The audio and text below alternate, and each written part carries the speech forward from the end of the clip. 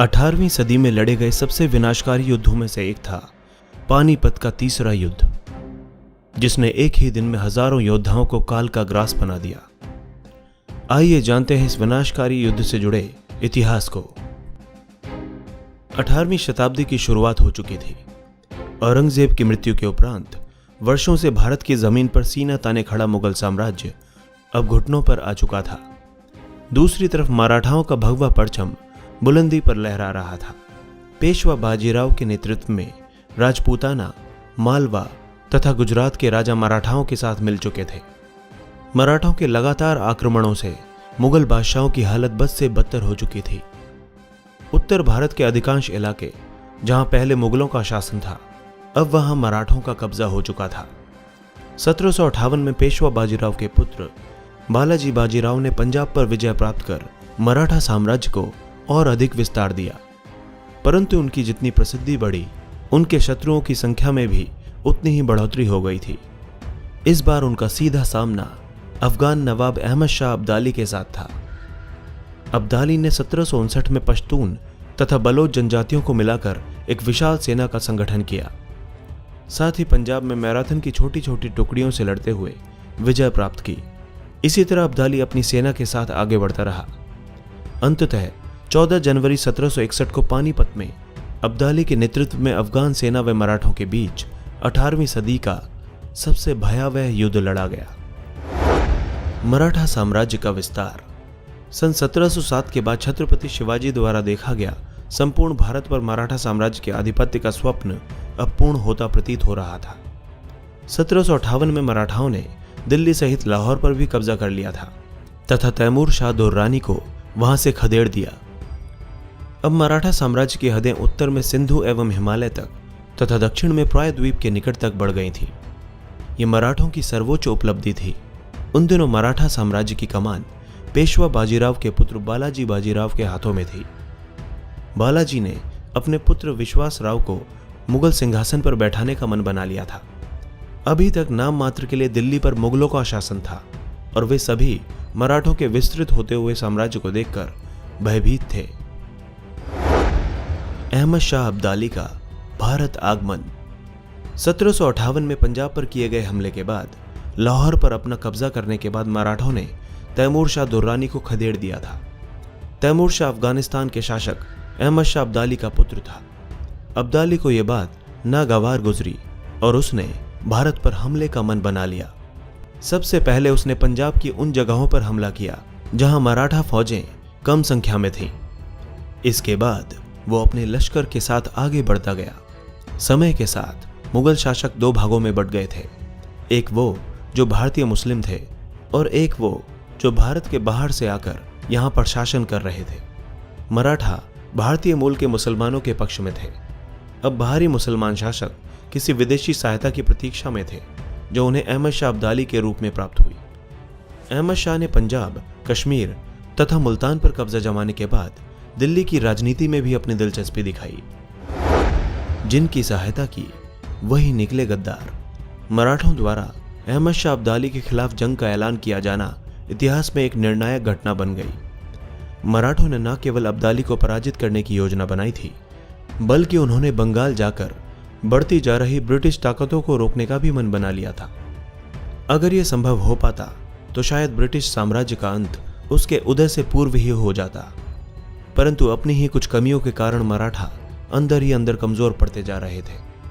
कहने के लिए कुछ मुगल शासक मराठों के साथ थे, किंतु उनकी वफादारी हमेशा संदेह के घेरे में रही। दूसरी तरफ छत्रपति शिवाजी के समय से मराठों के राजपूतों से बहुत घनिष्ठ संबंध थे, परंतु 1750 के बाद मराठा राजपूतों के आपसी झगड़ों में हस्तक्षेप करने लगे और किसी एक का पक्ष लेने लगे। इस तरह इन्हें दूसरे पक्ष की नाराजगी भी झेलनी पड़ी।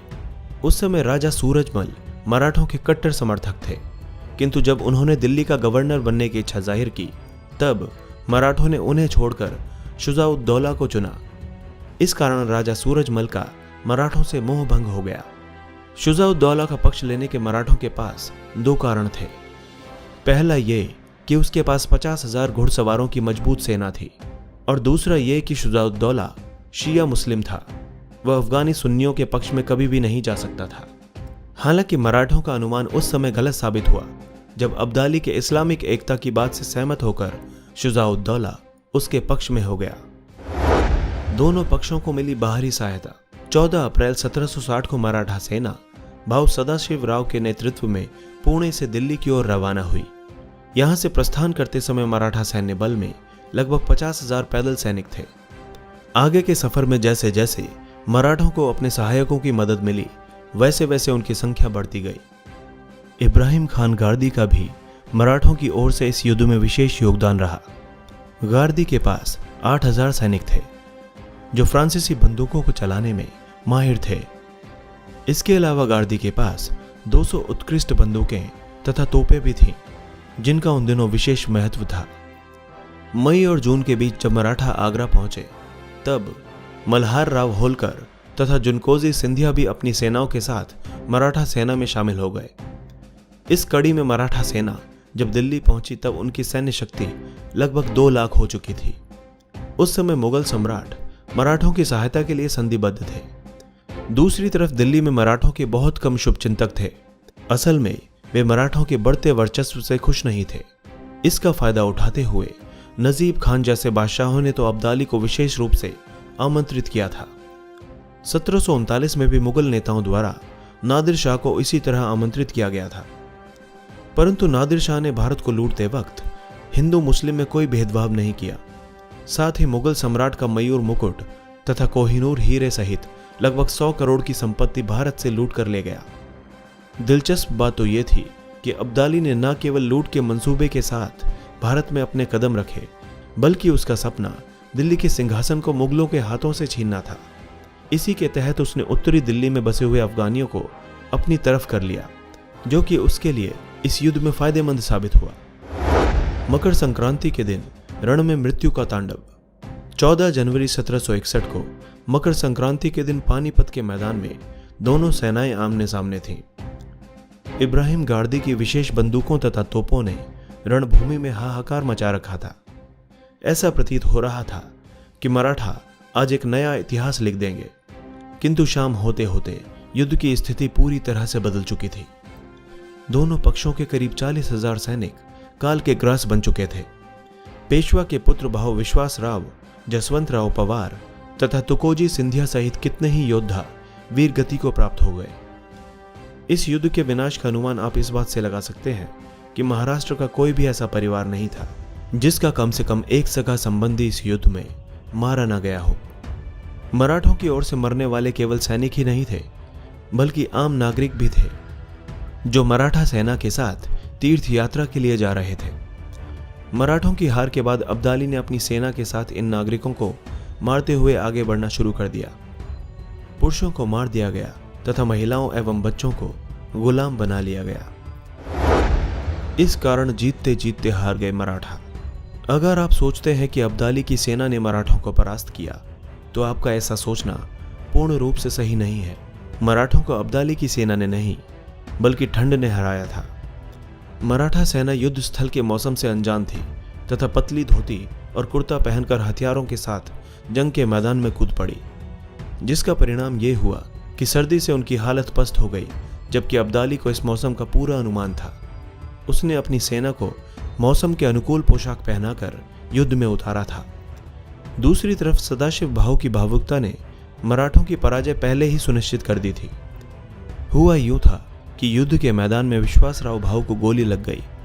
विश्वासराव भाऊ सदाशिव राव के अत्यंत प्रिय थे। उन्हें इस अवस्था में देखकर सदाशिव राव बिना कुछ सोचे समझे अपने हाथी से उतरकर घोड़े पर सवार होकर विश्वासराव के पास चले गए। इधर सदाशिव राव भाऊ के हाथी पर उन्हें ना पाकर मराठा सेना भयभीत हो गई। उन्हें लगा कि भाऊ वीर गति को प्राप्त हो गए। परिणाम स्वरूप हार की ओर बढ़ती अब्दाली की सेना में नया जोश आ गया और वो फिर से उठ खड़े हुए। इस युद्ध में एक दिन में तकरीबन 40,000 योद्धा मारे गए, जो किसी भी सामान्य युद्ध में मरने वाले योद्धाओं की संख्या से बहुत ज्यादा थी। भारत की दुर्गति का हमेशा से ही यही कारण रहा है कि यहाँ राजाओं तथा बादशाहों ने अपना अपना फायदा सोचा और बाहरी दुश्मनों को पनाह दी। इसके विपरीत अगर शुरुआत से ही सभी एकजुट होकर लड़ते, तो शायद आज हमारा देश सबसे शक्तिशाली होता।